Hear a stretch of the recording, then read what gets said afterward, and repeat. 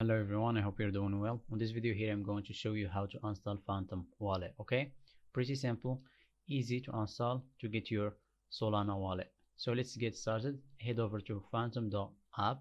Make sure you are in the right website. If it doesn't say the browser that you are in, just scroll down here and choose the browser you're at. Okay, so click add, head over to here and click add to Brave,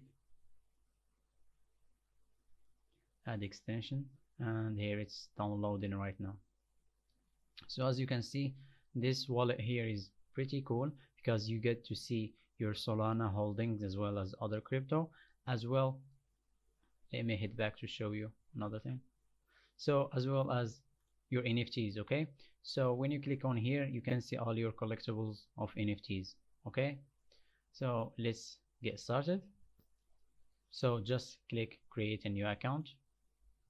So as I always mention, never save these online, as well as never show these seed phrases to anyone. Okay, so copy them by writing them on a paper and keep it somewhere safe and secure so you don't lose it or anything, because if you got to lose these seed phrases you will lose access to your wallet. Okay, so if you have anything on that wallet you will not get to recover that if you don't have these seed phrases. Okay, same as giving these seed phrases to anyone, they will gain access to your wallet. Make sure to never reveal it and copy it somewhere safe. Okay, I saved it somewhere. And now create a password. Check I agree and save. And here is a keyboard shortcut, then continue and finish. Go to here. If it doesn't appear in here, click to pin it, and here it is. This is Solana right now. Here you can see where you get to see your crypto holdings. Here is your collectibles of NFTs. Here if you want to swap Solana to any other crypto that is available in here.